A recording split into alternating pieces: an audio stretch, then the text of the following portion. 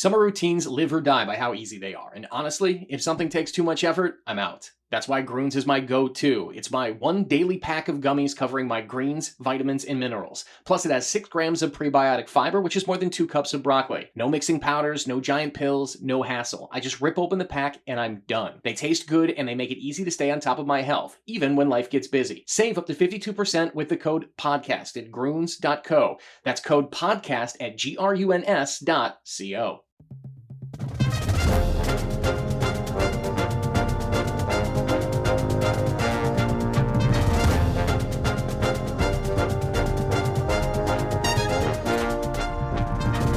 It's the Go Gopher podcast with Mike Grimm, episode number 42. I am Mike Grimm, voice of the Golden Gophers, and welcome back to the podcast. We're talking Gopher football this time with two of the most respected reporters who cover the program. A reporter's roundtable, if you will. From the St. Paul Pioneer Press, it's the talented Andy Greeter. And from GophersGuru.com, it's the great Daniel House. We'll get their thoughts on the whiteout game in Happy Valley, the upcoming game against Rutgers, the key for the Gophers to turn this around, the Big Ten West, and more.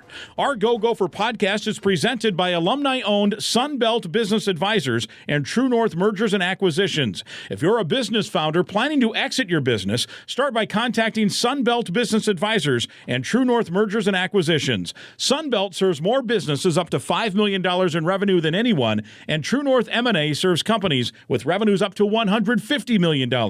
Get a confidential, no-cost, no-obligation business valuation started today. Make the most of your life's work. Again, visit sunbeltminnesota.com or tnma.com today. Our thanks to Brian Slipka for all the great work he does in helping with the Gophers. The Go Gopher podcast with Mike Grimm is also partnered with Affinity Plus Federal Credit Union, making it easier with local financial experts available to help in person or virtually. They also have the top-ranked mobile app. Learn more at affinityplus.org/Go Gophers. Our podcast is also sponsored by State Farm agent Tony Hoagland at ChamplinInsurance.com. Tony's a big Gopher football fan.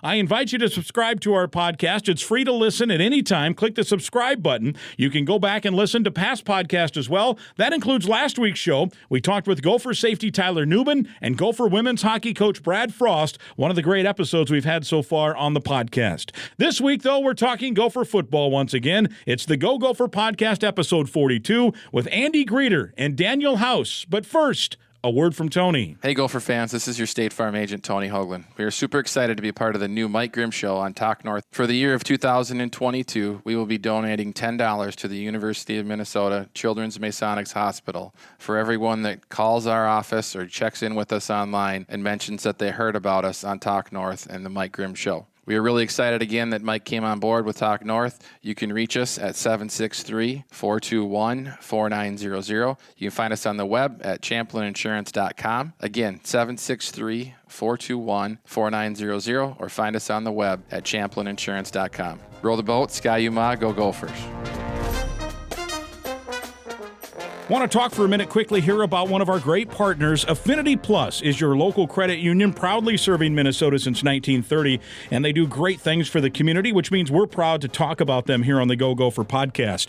If you're a current Gopher student or a proud Gopher alum, you are eligible to join this financial that wants to build a meaningful banking relationship and put you first. Meet with a local employee at any of their branches statewide, including right near campus on University in Minneapolis. You can learn more or find out other ways to connect by going to affinityplus.org/Go Gophers. That's affinityplus.org/Go Gophers. Affinity Plus Federal Credit Union, federally insured by NCUA. It's episode 42 of the Go Gopher podcast, and we're thrilled to bring with you two guys who cover the Gopher football program in depth. Andy Greeter from the Pioneer Press. Andy, good to see you. Good to see you, Mike. And we have Daniel House, the Gopher Guru at GophersGuru.com. And Daniel, good to see you. Grimmer, good to see you, man. You guys are return visitors to the podcast, so our audience hopefully familiar with not only the great work you do, but the fact that you are willing, and we appreciate it, to come on and share some insight.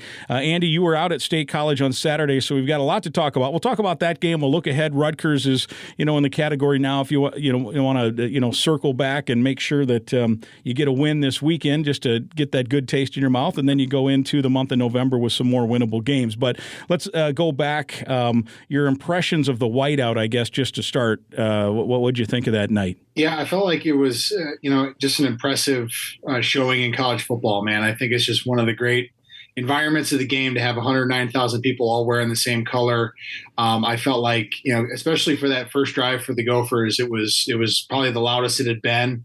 I felt like they were very opinionated too. I mean, Sean Clifford was getting booed during that game, especially early. They didn't have any sort of wait and see approach with how they feel about Sean Clifford. I felt like it was fun to be there. It's fun to be have a night game with the fireworks and 109,000 and just kind of being there for the pageantry of the game that we love so much. To be in one of those environments was really cool. Yeah, and Guardsy, our sideline guy, talked about how loud it was down there, and it was certainly loud. And it seems that that was certainly part of the reason the Gophers had some struggles early with penalties, which put them behind the sticks quite a bit. Yeah, no doubt. I think, it was funny because it seemed like they were talking out of both sides of their mouth a little bit. It sounds like they were talking about how it was, kind of the crowd noise. And then they also kind of not so veiled ways talked about how Penn State might have been simulating their clap snap count.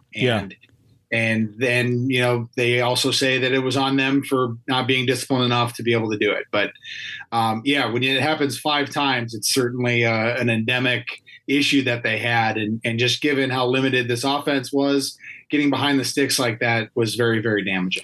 Were you surprised given the situation? Obviously, they had a redshirt freshman making his first start. Talented freshman. I think we've all seen him. We saw him in the spring game. Good arm, good legs, just needs some experience, and we'll see where it goes. No guarantees. But were you surprised with how the game unfolded at 45-17, the final? Yeah, certainly. I think when you look at just what we've come to expect from this Gophers defense, we expect them to be sound fundamentally, be able to keep it in front of them. And we've seen major breakdowns there with missed assignments that are just so uncharacteristic, missed tackles, blown coverages, just getting beat routinely. I think that was maybe the surprising part. I don't think losing at Happy Valley is surprising. They went in as an underdog. Penn State was a ranked team. But just in the fashion that they were able to do it. And I think that's concerning for the Gophers just because it's been different reasons each week. Purdue was the running game. Illinois was not being able to get off the field defensively, but keeping it in front of them for the most part. And then the passing game evaporated.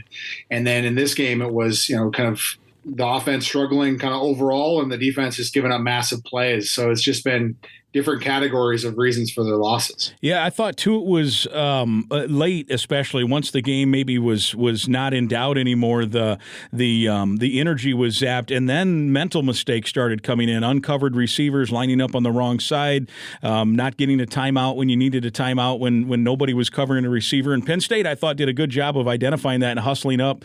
That touchdown was scored so quickly. I was actually looking down at my spotting board from the previous play still, and all of a sudden I hear the crowd go nuts, and I look up and the guy's catching a touchdown pass. And that does not happen very often. So they were quick in terms of where I'm just not even watching. So they were quick to identify and quick to get that play off. And as you mentioned, they schemed a few things. But I thought that was a little discouraging late, was that the wheels came off a little bit. And we haven't seen, quite frankly, even in some of the leaner times, and PJ's had a lot of up times, but in the Fleck era, we've not seen the wheels kind of go off the way they did there for maybe a 10 or 12 minute span. Yeah, no doubt. I mean, certainly in that third quarter, Carl Anderson, who we know Gophers assistant SID, had a stat that he was keeping for a while of keeping opponents underneath 10 points, and they had reached 69 quarters, right? And that was more than, I think, almost double what Cincinnati had done in an ongoing streak. And that was broken not once but twice in that game, right? I think the third quarter, you talked about kind of the wheels coming off. I think that obviously when you have that interception, when you're down, was it 24-10 at that point, and then they score again, then obviously then it's just given how, the Gopher offense can't get out of first gear, it really seemed like it was over at that point, and then it just kept snowballing from there. All right, Daniel House, you obviously are the film guru as well as the Gophers guru. What did the film tell you about this one? Just in the Cliff Notes version to start, and then we'll break it down throughout the Go Gopher podcast. Yeah, I thought that Penn State had a good scheme to exploit the middle of the field with Minnesota in cover 2. It looked like it's Tampa 2 with Mariano Sori-Marin needing to carry the a vertical route up the seam, and they hit that twice and just tweaked the formation and personnel grouping just a bit. The second one in the red zone actually was a cool play design because they had the running back and two receivers sort of stacked toward the boundary, and then the receiver motioned across, swung out, and you had the tight end up the seam, and then the other tight end breaking up at the post and sneaking in right behind Mariano. So they definitely had a plan that they wanted to attack Minnesota in that deep part of the field with them playing that cover 2 defense. So that was sort of the strategy on the explosive plays, and then just not getting lined up correctly, which I was surprised PJ didn't call a timeout there, but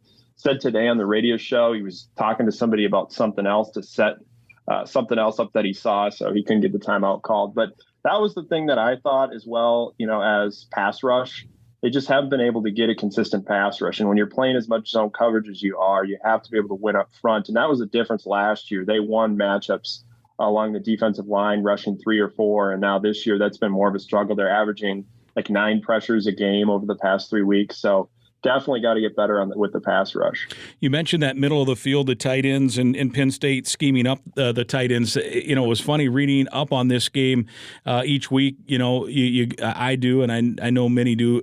I'll go into the opposition's, the newspapers, go onto the internet, read some articles, so I have some background on them. And almost all of them were complaining. I mean, to read the articles, you think Penn State was 1-5. They were really not thrilled with that blowout loss at Michigan, but they all said that the most talented group on offense is probably the tight ends. You got to get the tight ends involved, and they sure did. Like Theo Johnson was like, a 4-star recruit. He had 2 catches all year, and he has a couple of touchdowns.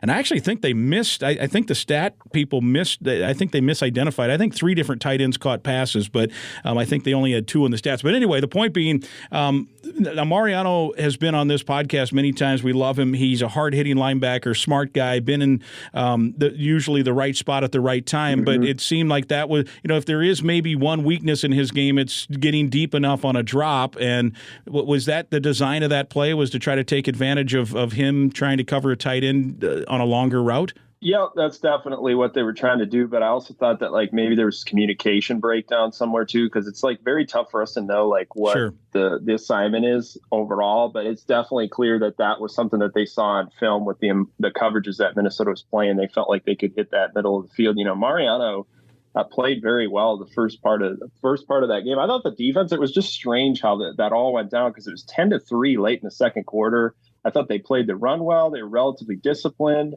There just wasn't a lot of breakdown until you hit that patch in the game where it just sort of all fell apart. And there were some people asking me, they're going, well, they played 86 plays in the previous game. How do teams do in the next week after they're on the field a lot?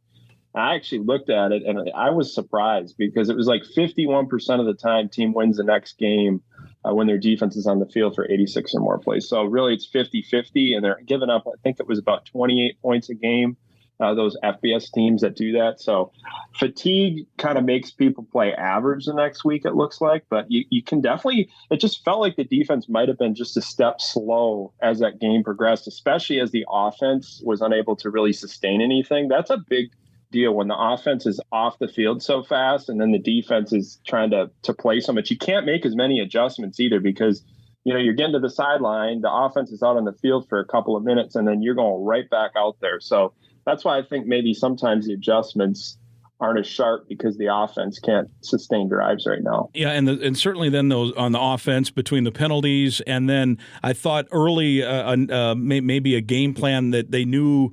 Look, they watched the week before Michigan just run all over Penn State, like record setting. 2 guys over 160 yards or whatever it was, and I'm sure they thought, look, that's a great opportunity for Ibrahim and try to get that offensive line going. And Mo did end up with his 100 yards, but it wasn't look, Michigan might have the best offensive line in the country. I don't know, but they've got some good players up there.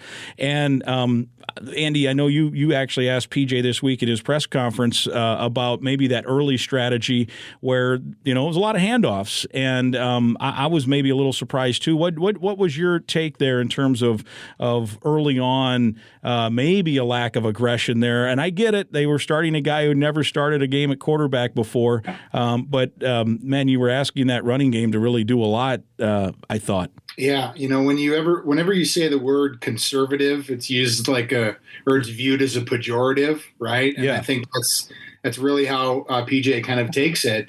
but I think the real idea was to kind of let Ethan kind of work his way into the game a little bit, right? I think you can't forget the fact that, like we talked about, he's a redshirt freshman in his first career start, and it's in that environment. You want to be able to kind of give him a platform to take a breath and kind of work his way into the game. And I understood that, especially early, but I think the drive that was really problematic is once they get that interception by Justin Wally and are able to get that big return, and you're setting up inside the red zone. And just to be conservative at that time, knowing that, you probably have 3 points regardless, to not be a little bit more attacking downfield a little bit, especially on third down. I felt like there was opportunities there to really try to go for it, because that you have to capitalize on those possessions and get 7, just knowing what the offense was. So I think you saw, as they got behind, that they were a little bit more willing to take shots, and you saw him have some success, and you saw the potential that he has. But I think especially early they were guarded. I won't use the other C word, but coaches do take offense to that when you say conservative. But I thought one of the keys to the game, I thought 2 things offensively for Minnesota was Callie McManus is a better runner. He's just faster and more mobile than Tanner, so you had to take advantage of that, and there were times he did. And I think as he plays more, depending if it's this year or next year, he'll learn. I even thought he slid early. Like, he could have had another 15 yards if he turns the corner on one of those plays, and he's capable of doing that. So they took advantage of some things there where he could run. But I thought the other thing is you can't settle for field goals against those guys when you get in the red zone. And that's true every week, but I thought especially true in a game like that. You got to score touchdowns, but it was clear they wanted the 3. Daniel, what was your thought on that early strategy? Yeah, I was surprised they didn't take at least one shot at the end zone, but, the first 2 plays ran, then I think it was a false start after that, and then, you're way behind the sticks, so you're going, I don't want to make a mistake here, just take 3. So it was kind of set up by the first couple of plays there where they weren't able to get any yardage running the ball, and then it sort of killed their strategy, in the last play there in the sequence. But, I felt coming into that game that starting fast would be the key. You look at all these games, especially in those type of environments, you got to come in and assert yourself. And that's been a problem the last 3 games, just not being able to get off to that swift start, take control of the lead, sort of have that flow. That's the difference, I think, when you watch the Gophers play from ahead versus behind. There seemed to be their style of play is suited to getting off to fast starts, and it's definitely supported based on how they've played, not just now, but in the past. Yeah, I saw a stat in the NFL game, the Kyle Shanahan team, that they like ball control too, and when they play with the lead, they win, and this shouldn't be a big surprise. I think generally the trends are this way, but there are certain strategies or certain philosophies where it's hard to be a comeback team over the years, and or over the course of a season if you are trying to implement the way the Gophers implement. So fast starts are key, and we'll get into this weekend and how important that's probably going to be as well against, I think, a pretty decent Rutgers defense. It'll be interesting to see what this offense can do and who the quarterback might be as the week goes on. It's unlikely we'll hear more about it until before kickoff as they guard those injuries. And I think in certain cases it's smart. We kind of roll our eyes sometimes on how, and not just PJ Fleck, but all coaches guard injuries. But I do think there is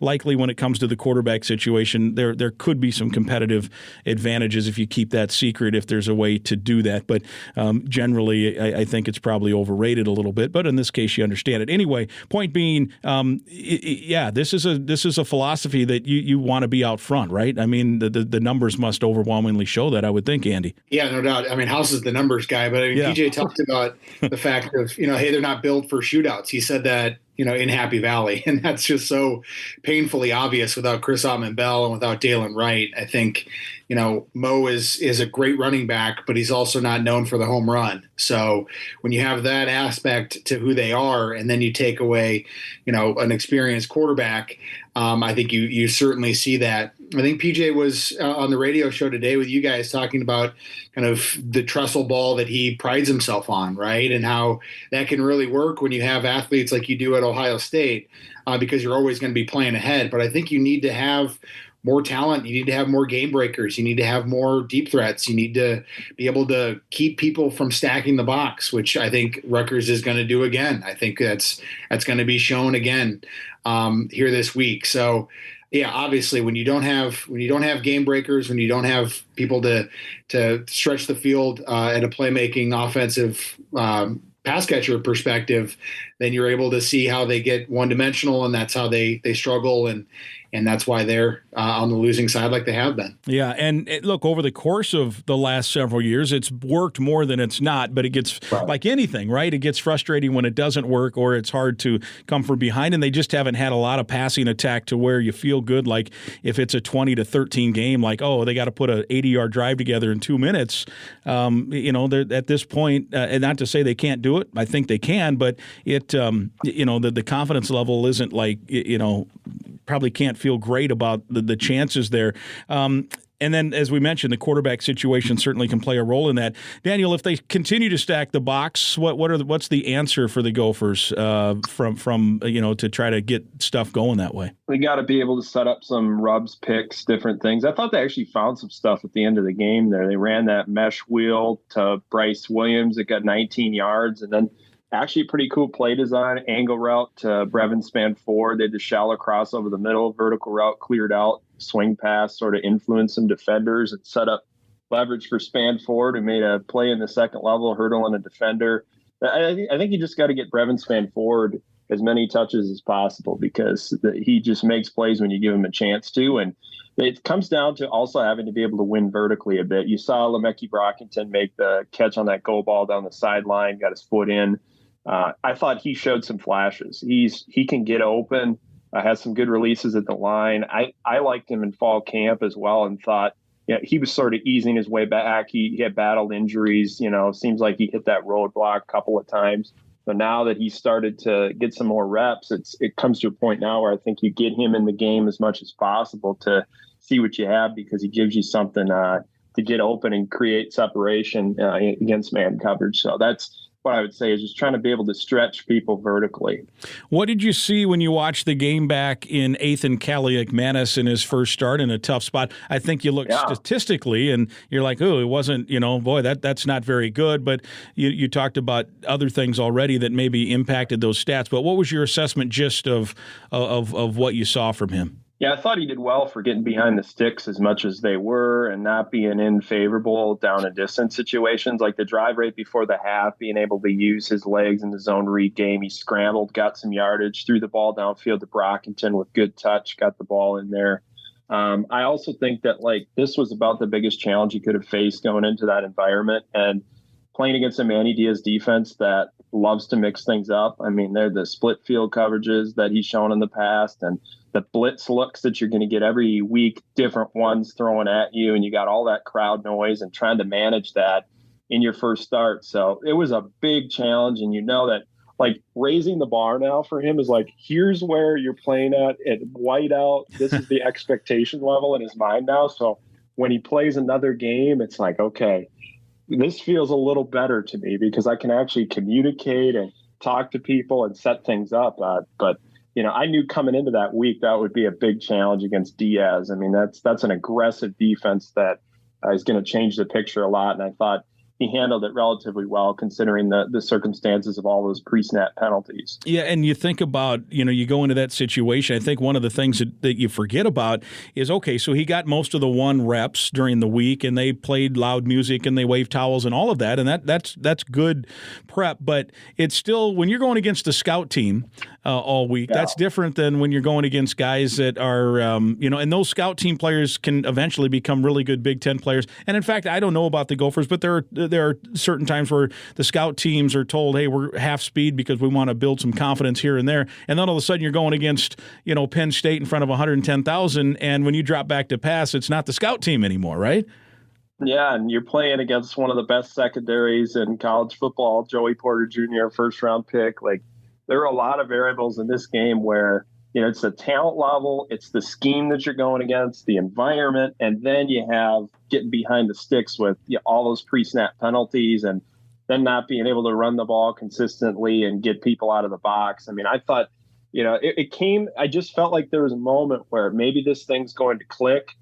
Right before the half, you felt the spark, you get the ball at a halftime, and then it just sort of, they could never really take that next step. It was an odd game because the defense, for the most part, early on, I thought, oh, the defense is playing very well. And then just uncharacteristic breakdowns just come out of nowhere. And that's been the case, Grim. We talked about it the other day.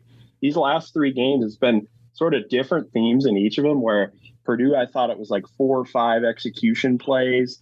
And then the Illinois game, it was like great scheme from the Illini. The offense just really couldn't get anything going. And then this last game, it was explosive plays from the defense, where it was like 4 or 5 plays on that side of the ball again that led to scoring opportunities for Penn State. So now you just got to try to figure out, how do you put all these pieces together to get something that is consistent, where you play complementary football in all 3 phases, because that's the way Minnesota's built to win. Yeah, one final one on Eighth, and I know you also, in addition to your film breakdowns, evaluate some talent. So I mentioned this to PJ on the Coaches Show today. If I figured it right, on the one pass to Mike Brown-Stevens, I think he threw that. It was between 54 and 59 yards in the air, pretty much off his back foot with a guy barreling down on him, and it was just a flick of the wrist. And he also on some of those slants, and he ran well. How would you, just in terms of talent evaluation, what did you think of him when you watched his high school film,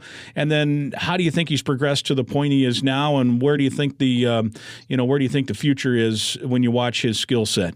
The ability to make all 3 level throws on high school film was apparent. It was like, okay, now it's just mechanics, processing, getting into the offense, developing up. And when we went to practices early on, it was more like, okay, this guy's getting thrown into the fire, making mistakes, throwing interceptions, just not putting the ball in the right spot, timing issues, those types of things. And then I started to go to practices where this spring, then into the fall, I saw more and more consistency, where it was like, okay, he's looking more comfortable. He's going through the progression. He's making the throw. He's delivering it with accuracy, not missing on balls high. Like, he's definitely made a lot of growth just mechanically, processing wise. And that's what you want to see from a quarterback that has the arm talent and all the skills. Get into the system here, work with Kirk Shiraka, build up all those detail things that will make the big difference and improve his consistency. And now it's like, okay, you definitely see the future upside. And I don't even think that he's scratched the surface on what he can do yet. And schematically, how they can maybe build some things around what he does best, and also try to get receivers open when teams are scheming against them with all that man coverage. Yeah, and long-term future, the offense could change a little bit based on on what kind of skill set he has from what we have seen. And now I've had a few Gopher fans in the last few days, Andy, asked me, well, what would you do if you were a PJ, even if Tanner Morgan is cleared to play? And I don't have the answer, and I almost don't want to comment on it, but you're a media guy, so I want to hear what you think. Let's just, for the fun of the discussions, if it's not this week, I would think have to be next week that Tanner would be cleared. What would your future approach be if you were running this program? Yeah. Well, if I was running the program, that's a different thing. But I think what's more important is how PJ is going to handle it, right? And I think everybody knows the answer, and it's probably not something that the people that look to the future want to hear, right? He's been extremely loyal to Tanner Morgan throughout his time, and I don't see that changing. He's the guy that's the winningest quarterback in Gopher football history. He's earned the spot at times to be in that role, and I don't see that changing. Right, I think Tanner will get the opportunity whenever he is ready to go to take over as the starting quarterback here. I think that's what PJ is going to do. I think when you look at Athan, just based on when he came in against Illinois, he was frazzled in that game. He fumbled the first snap and was able to get it and get the first down. He threw a couple of picks. He did not seem very comfortable back there. I think the benefit of a week and knowing that you're the guy really helped him. I think it's going to be the type of game that we're going to be talking about years to come, I believe, because obviously next year he's going to be the guy. Tanner Morgan, for all the jokes that are out there, doesn't have any eligibility left. He's done. I know that everyone loves to joke about that at every juncture. It's the easy, low-hanging fruit. But I think just the poise that he had, like we talked about, I think, and just also hearing within the program from players. I know Coney Durr had a moment earlier this year when he talked about what he was able to do. And I think I asked Jordan Howden or somebody else about what Athan was doing as a true freshman last year, and kind of being and last year's Gopher defense was lights out, one of the top in the nation. And he was making throws that were startling that defense. So I think you've seen those moments, but I think as we go forward with Ethan, the Penn State game is certainly one we're going to look back on and say, yeah, we could see it. He was able to build on it, like Hal said. That next environment when they go to Nebraska next week, if hypothetically he plays in that one, while it's a good environment, it won't be what the whiteout was. So I think he'll be able to kind of settle back in and understand that he's been there and done it at a certain degree. Now, that said, I think Guardsey said he still thinks the Nebraska game in 2017 was louder on the sidelines when they were 0-6 than the whiteout, which he still is impressed. And that was an impressive showing. Like, everyone was upset that they were 0-6, but man, when that kickoff went, they were all behind their team at that point. That seems like a million years ago. But so it could be that he has some tough crowd noise there. Yeah. But so I guess then the question is, so if it is Tanner Morgan going forward, and I'm not going to argue with that, we love Tanner and he's won a lot of games more than anybody. Would there be a situation, Daniel, you'd foresee maybe a sub package where, the young man, Ethan Kaliakmanis, gets a series or two in a game? Yeah, maybe it is if you're ahead or something like that. But stylistically, I don't see them pulling Tanner out to put Ethan in. It's more like the Cole Kramer package with the Wildcat because of his athleticism. But yeah, I think they probably roll with Tanner moving forward. And then, next year, it's just a good experience for Ethan to get that start when he had the opportunity to, like we said. Now he can sort of figure out where he's at, where he can get better, learn from that, and then next year be ready to go for, being the starter. So the question next is, where do they go from here, whether Tanner's cleared this week or not? Mm-hmm. You've got Rutgers, and despite, 3-game losing streak, PJ's talked about it, no one's happy with kind of where they're at 4-3. On October 1st, when that game kicked off with Purdue, if you'd have said they'll be 4-3 heading into Rutgers, I don't think any of the three of us would have said, that would have probably, of all the options, 4-3, 5-2, whatever, that would have been the least likely, but that's where they are. But that said, I get it. Fans, they are mad, they're upset. The team didn't play well. The wheels fell off for a 10-minute stretch. All that stuff. They're still look. The West is likely off the table. Like, you'd have to have so much weird stuff happen. So, and PJ even said that right to you guys in the post game. Like, we're not worried about the West. Just win the next game and win the next game.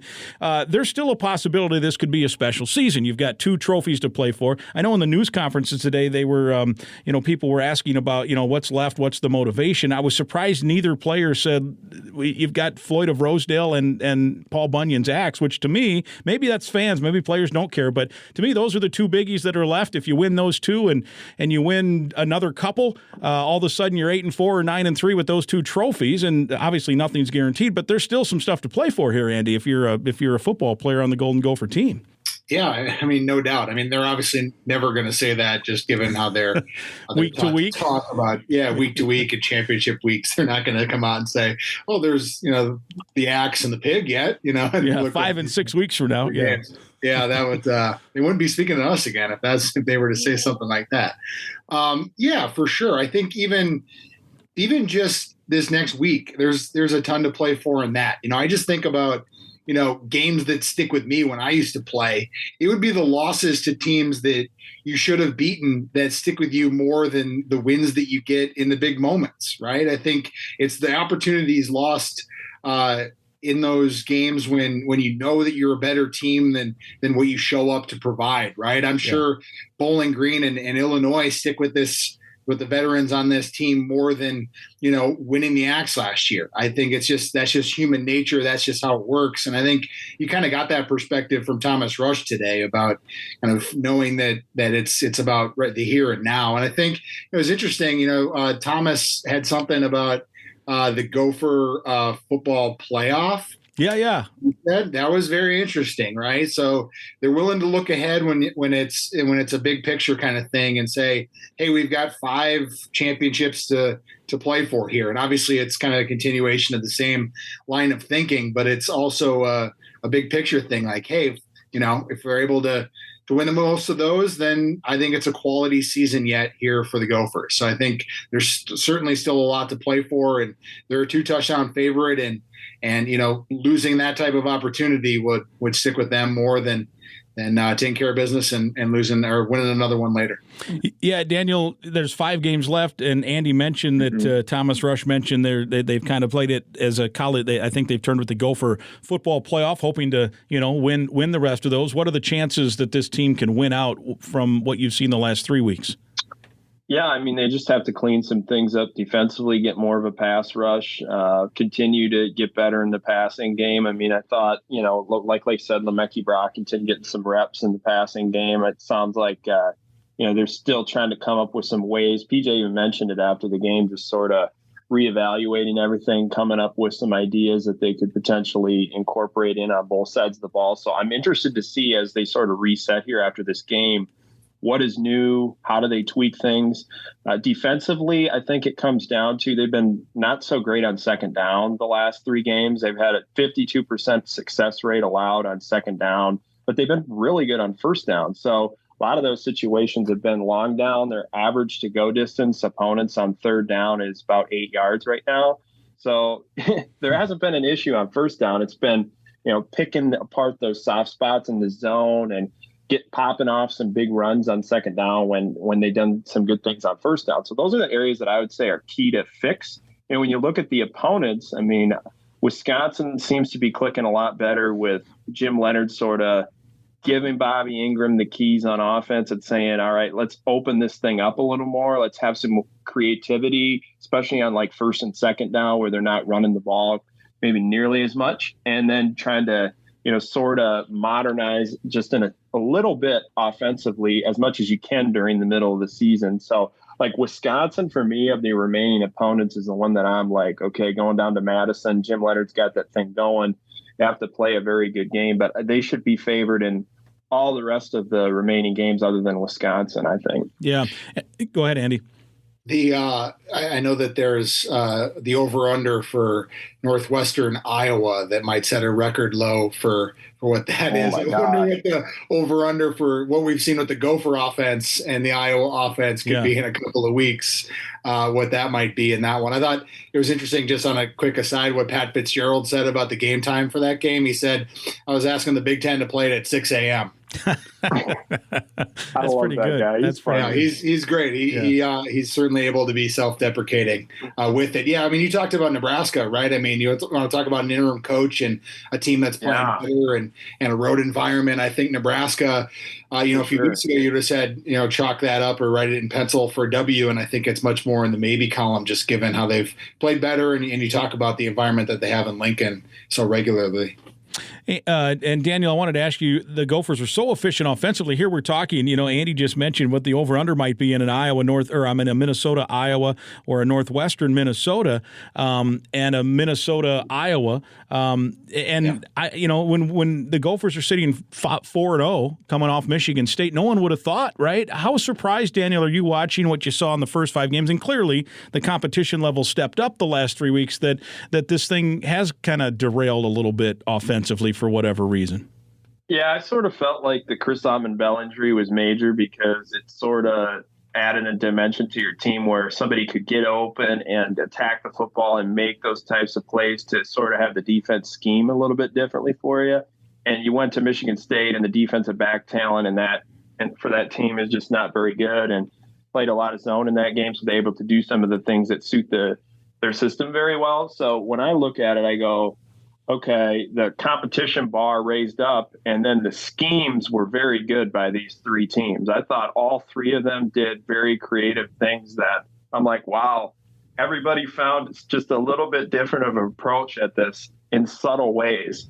And so that's what I say is just like some really good coaching against them. And then Minnesota just not being able to make enough winning plays. It's like I always say 4 or 5 plays can kind of define the outcome of the game overall. And that's certainly been the case more so even in the Purdue game. And I felt like, Illinois, they just came out with a really good scheme. Like that was very, very impressive what they did on both sides of the ball. So I look at, Andy mentioned Nebraska. I think, Rutgers defense right now, you look at the numbers of their defense, their offense has been absolutely horrible at generating explosive plays. They're dead last in the FBS and the explosiveness metric, but defensively, a lot of really good things stand out when you watch them play, and their pass rush is quite talented. Like I'm intrigued by Rutgers defense. Well, given that, Andy, how important is this weekend then for Minnesota if they do want to move on and if they can salvage, this? Look, we all thought they'd get into November and still be in the title chase for the West, and that isn't the case. So how important, if you want to salvage and have something still to talk about and be special and not, you don't want this to crater because then it, now all of a sudden, then really there's some crevices. So what do you think, how important this weekend? Kind of a sneaky important weekend, I think, in the scheme of the whole program. No doubt. I think when you look at like House talked about the last three opponents and how, they are either, one of the leaders in the West or, the leader in the West in ranked or one of the best teams in the East in ranked, you're able to, kind of explain it away and say, hey, three really good teams. We just got beat on the day. And kind of look at some of the details that they talk about and the execution and the breakdowns and kind of put it on their own shoulders. I think if you lose to Rutgers, then the dynamic changes, right? Then it's really, then there's some real system issues here. There's some real problems with this team, with this program. Obviously, as a 2-touchdown favorite, you don't foresee something like that happen. But in a doomsday scenario, it would really shatter, I think, a lot of confidence in what they're doing and where they think they're going. I don't foresee that happening. But yeah, that just shows how important it is to come out with a win, even if it's ugly, even if you're not able to still click on all cylinders to just get the job done, get some confidence, kind of cleanse your palate and move on. That Rutgers team fell behind 14-0 first quarter to Indiana. And Daniel, I don't know if you've watched much of that game or much of Rutgers. You mentioned you gave us some specifics on defense. They have to feel good coming out of a game like that where you're down 14-0 and with a limited offense they've had all year somehow get up, generate 24 points to get the win. So what do you see from Rutgers? Just give us a little scouting report. Big picture wise, I like their pass rushers. Aaron Lewis is a really good player. Lots of different pass rush moves, quick first step, leads the team with 25 pressures. And then Wesley Bailey, also another pass rusher that's very athletic, gets in the backfield a lot and uses a little speed to power, seems to just constantly create disruption. So I'm watching the two pass rushers, and then cornerback Christian Braswell, excellent speed and ball skills, physical, can tackle, breaks on the ball quick. Offensively, like I said, bottom, 132 out of all the teams in the FBS, or 131 out of 131 in the FBS in explosiveness. So I look at their offense and go, they're going to try to run the ball. Sam Brown, a freshman, forced 7 missed tackles last week. 89 of his 101 yards came after contact. So he falls forward and you got to wrap up. So they're going to try to run the ball. If you can get them in passing down situations, that's where you want them. The interior pass pro is a liability. I think Curtis Dunlap leads the team in pressures allowed. So that's definitely a matchup to watch, trying to get their interior defensive line in conflict, maybe with some stunts and blitzes and different things. Minnesota, maybe, I think if I did guess on one thing that will change after last week is they'll be slightly more aggressive on second down, maybe with some more man coverage and trying to bring some extra rushers, not even just on second down, but overall being just more aggressive with the pressure that they send, because I think that'll be very important.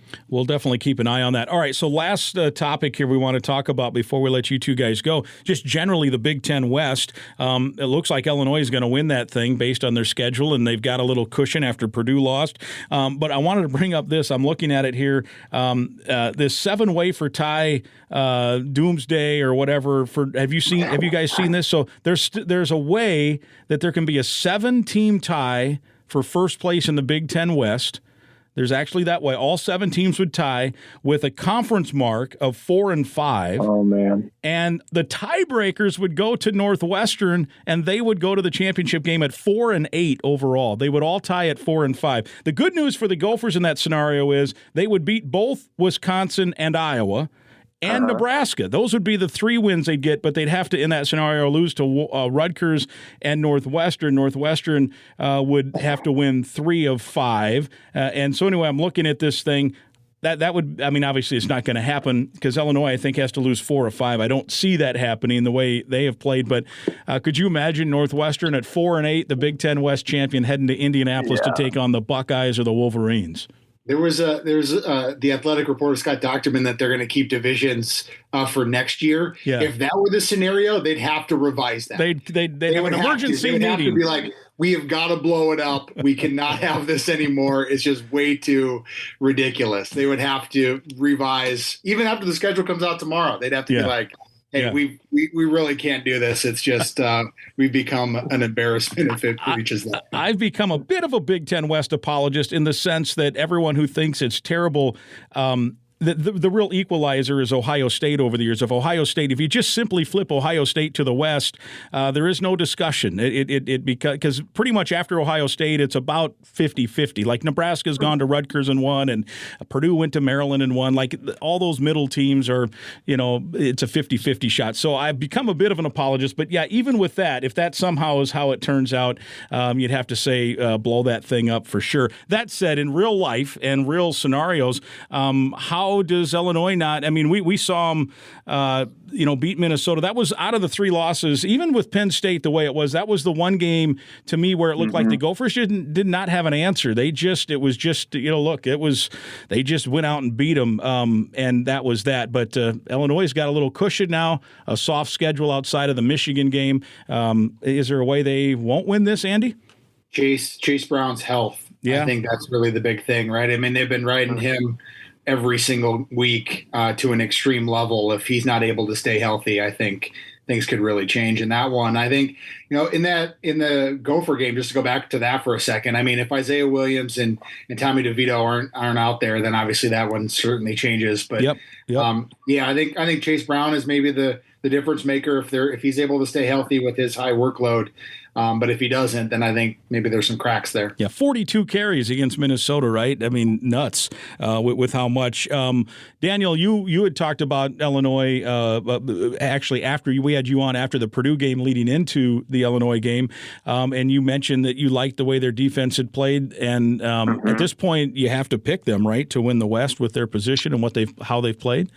Yeah, I agree with Andy, though. Chase Brown's health is the key because he's sort of the catalyst of that offense. And you look at how they built that thing, it's sort of to not only feature him as a rushing attack, but also through the air as well. You saw that as part of their game plan against Minnesota and other times as well. So I look at their coordinators, how they coach, how Brett Bielema approaches the game, being super aggressive with 4th downs, blending in tempo. Like they are playing with the modern mindset of football centered.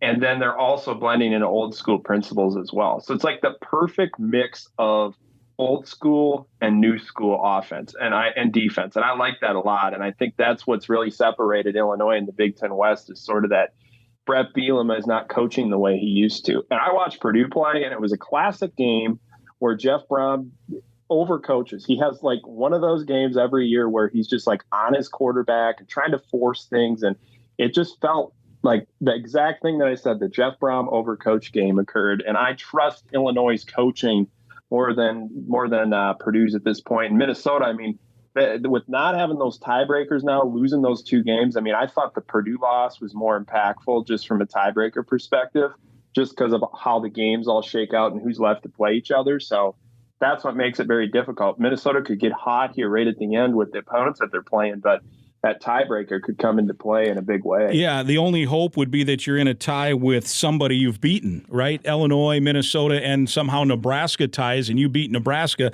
then it becomes a divisional thing, and I don't know how that would shake out. Otherwise, you have no shot. You can't win it outright. I mean, I suppose mathematically you could, but it'd be, let's be realistic too. You look at these teams, though, PJ's teams, like last year even, you reach this midway point, and this seems to be where they usually find it, where like they seem to get better as the season goes on and improve and figure things out.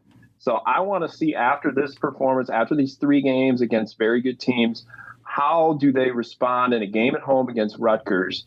This is going to be telling about where everything is at and what the landscape could look like as you get ready to go to Nebraska, where they're a lot better. They've improved and they got good skilled talent at receiver and they're scoring more points, and they still aren't very good defensively, but you could get in a situation where you get behind there because they can score points. So let's see how they do this week. I think it's going to be a very telling game. Yeah, I mean, if they win that, then it pretty much, they might have it salted away before, Halloween on Monday. But I saw a tweet today. I don't gamble because I don't have any money, and the money I have I like, so I don't want to lose it. That said, I do follow it. I'm intrigued by it. I saw a tweet today that as recently as 2 weeks ago, you could get Illinois plus 3,000 to win the Big Ten West as recently as 2 weeks ago. Wow. And I don't know what it is now. They didn't say, but that's pretty remarkable. That would be before they beat Minnesota, and then before Purdue loses, and before, I don't know what other things had to happen, but that would have been something to throw $100 on if any of us had it, but we don't. So anyway, it is what it is. But on that note, we'll let it all go. But guys, always appreciate it. Daniel House, gophersguru.com. Tell us about the service and the webpage.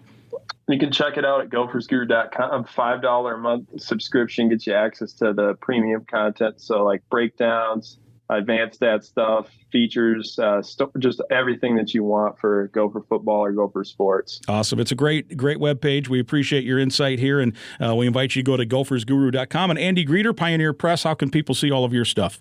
TwinCities.com. All right, very good. Awesome. Simple man, Andy Greeter, no doubt. And love it. Love it, no doubt. Thanks, guys. Appreciate it. Yep, thank you. Thanks. My thanks to Andy Greeter from the Pioneer Press and Daniel House from gophersguru.com. Episode 42 is now in the books, and I hope you enjoyed some of the great insight from two of the best.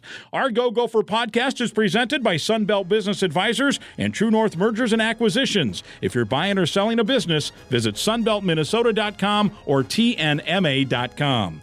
We're proud to be supported by Affinity Plus Federal Credit Union, your local credit union throughout the state of Minnesota. Go to affinityplus.org/Go Gophers. We're also brought to you by State Farm agent Tony Hoagland.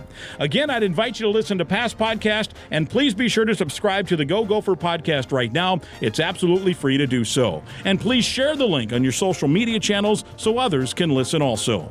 We'll talk again next week.